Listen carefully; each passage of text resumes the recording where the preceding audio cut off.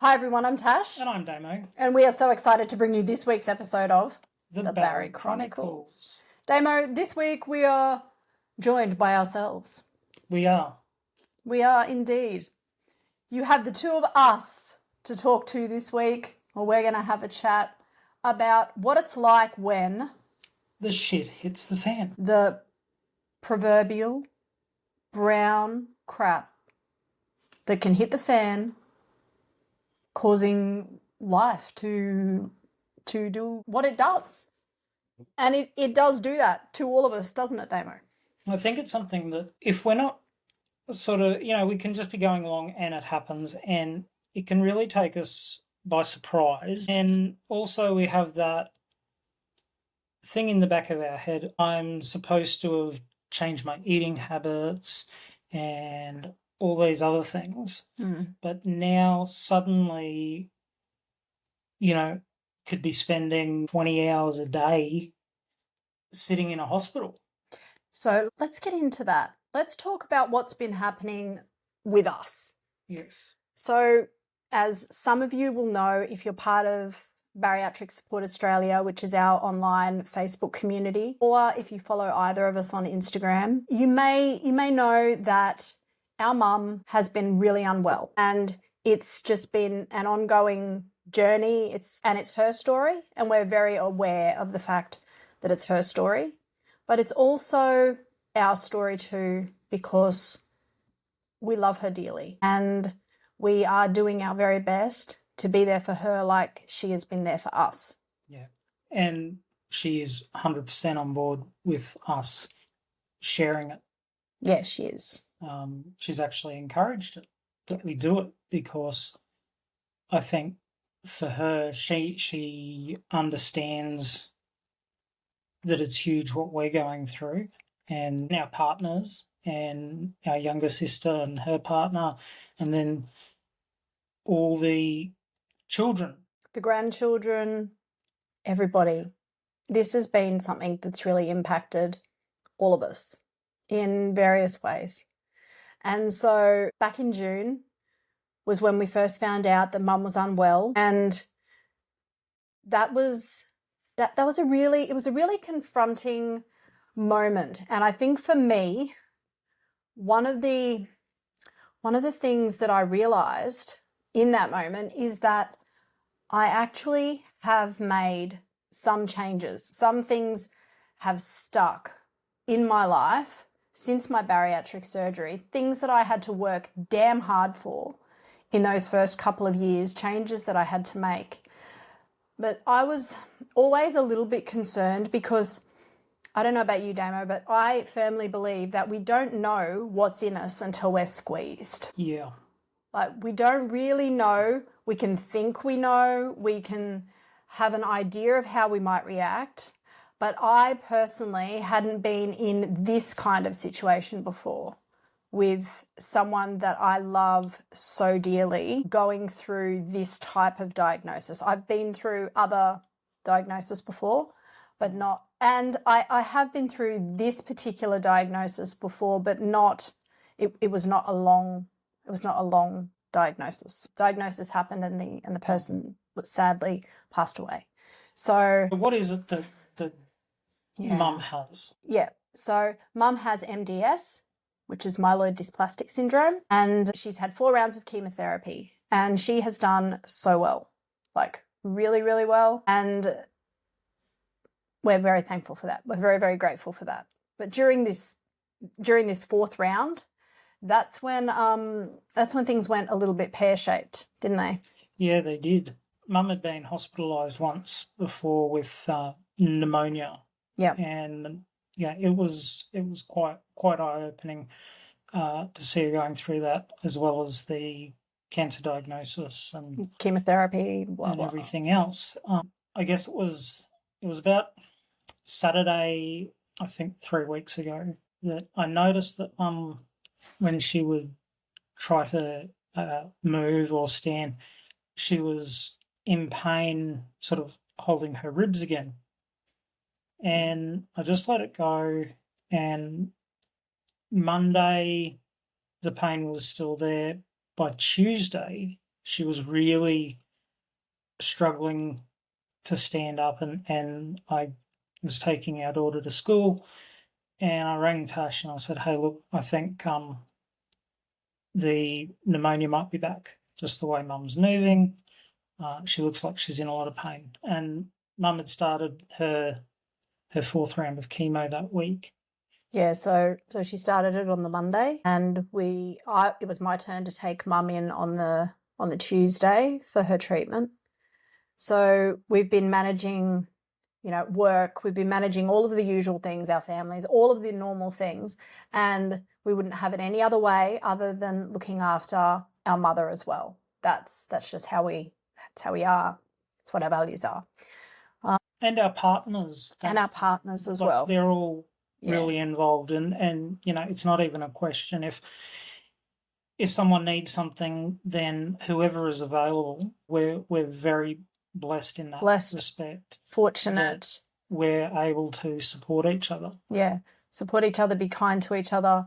It's been, all of that's been very challenging. So when I took Mum in on that particular day, we were expecting a 15-minute appointment, but it turned into she didn't go home. She didn't come home that day, and she has not come home since. So nearly 3 weeks. Yeah, so it's day 19 today. And during the last 3 weeks, I have definitely had pause to check the things that I felt that I knew about myself and how I would respond, and how are my habits doing? How do I cope? Am I turning back to food? Am I doing behaviors that are going to, I don't know, throw me off track a little bit?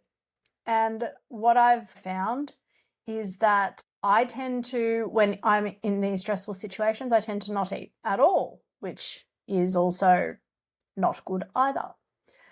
And it's not that I'm trying to deprive myself. It's not anything like that. It's just simply feeling very overwhelmed and unsure of what to have a lot of the time. How are you finding it, Damo? Yeah, I've sort of been the same, because, there are definitely times where I'll sort of think before I go up to the hospital, okay, I'm going to be there for however many hours, then, might drive to Coles and grab something on the way. But there's definitely times where your mind's on other things, and you get to the hospital and suddenly you're faced with hospital canteen. Oh yeah. So that actually, it happened to me the other night. I had back-to-back work meetings, and a couple of times people have messaged me, like very well-intentioned, I know, and trying to be caring and concerned for me, and just said, perhaps just be a little bit more organized and things like that. But there have been things in this whole process with Mum that have not been typical and that have not been normal or usual.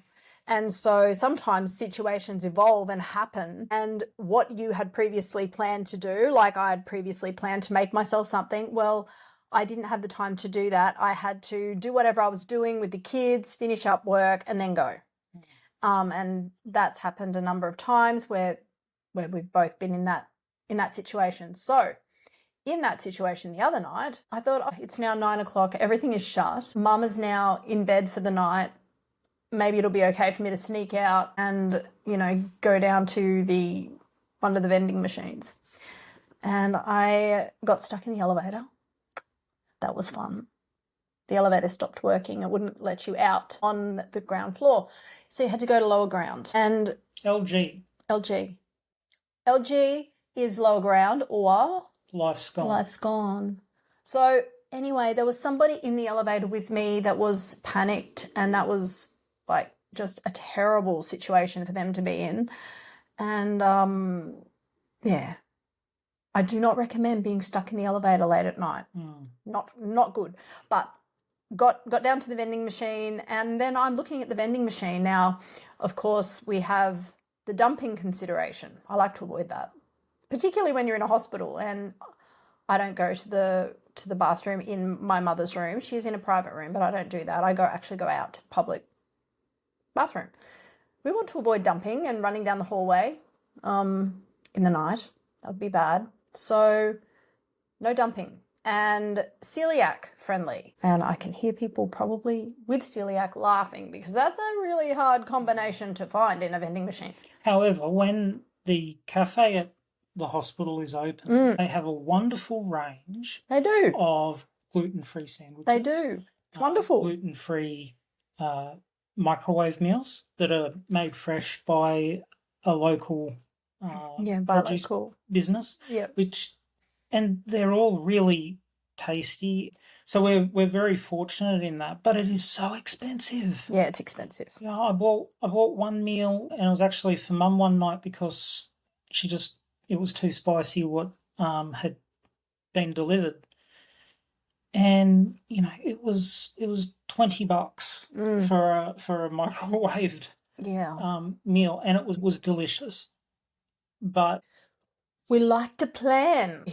We like to not be in that situation. So that's been a huge learning curve, I guess, for me, to realize that, well, number one, I've been glad that I've not just thrown all caution to the wind, because I had kind of wondered. I'd sort of thought to myself, I wonder how I'll be like in this situation. So did you find anything in the vending machine? I found almonds. Aren't they great? Almonds are awesome. I love almonds. There was one afternoon when I was up at the hospital and I know I needed something, and I found a bag of almonds, and that was fantastic. Yep. And over the course of probably 2 days, I ate the whole bag, and I don't feel guilty at all. Because, no guilt whatsoever. We have to do what we've got to do to get through these moments. Yeah. And I refuse to put myself into an emotional place because maybe my diet isn't as on track as what I would normally have it. And it's such a good point. Life will happen to us. It just will. It has a way of doing that. It has a way of sneaking up on us no matter who we are, where we live, our socioeconomic circumstances, who our family is, our friends, whatever. Always there will come a time in your life where it's difficult and challenging. And this just happens to be a time that's very difficult and challenging in our lives. And there's a lot of, it's a multi-layered situation, the one that we've been walking through. And so, just so many triggers personally for me have been activated during this time. And all of my usual things like, breathing, going for a run. Yeah, breathing is important. Like, mindfulness. We're practicing, the deep breathing. Goose, the mind. Blah, blah. Yeah. Like very much having goose blah blah moments. All of that kind of stuff has been just a little bit, I've had to think about it just a little bit harder at the moment. And 100% do not get it right all the time. But, we're trying as we're going through this particular situation. And I think so long as there's good communication. Yeah. And I think that is something that we've been very fortunate with, is that we do have fairly good communication between us all. Yeah, 100%. I think that you can get through a lot of things in life if you're talking. I think it's when communication breaks down. I mean, even just yesterday morning, there was a situation that was happening, and it was very, very stressful. It was a very stressful situation. And Damo had some expectations in that situation, and my expectations were different to that. And there was a brief moment where our communication definitely was breaking down. Would you agree? Definitely. Yeah. Like, I think we probably came the closest that we've come to having an argument in, I don't know how long. Years. I couldn't even tell you. Years. Like, which really shows for would me, it be when we were kids? Yeah. Like, yeah. It was literally crazy.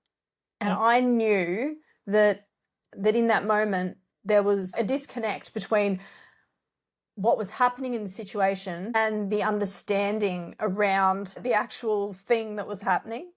And once we both got on the same page, I think we wanted the same thing. Yeah. It was just literally when you were so exhausted that you can sit in the car crying just because you were so tired. And you know that tonight's not going to be any better than last. Yeah. And it gets really hard. You're having literally, there have been nights where Tash and I have had less than an hour's sleep. Yeah. Our younger sister as well, she's certainly bearing it as well. And then you're getting up in the morning and you're still working. And you're rushing home, you're going to work, you're doing all of the normal things. And, you're seeing your partner kind of every other day. Yeah.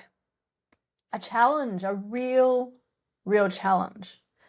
But thankfully, as we said, the communication. And we both knew it while it was happening. We knew that, okay, we're really badly miscommunicating here. Yeah. And then we left the hospital in the same vehicle. We had that drive, I dropped Tash off at home and then I went home, and I think it was within half an hour we were texting each other, sort of having a bit of a laugh about. It was fine. It was fine, but it was absolutely an opportunity to either push through in that moment, or things would have broken down. Yeah. Between us. Yeah.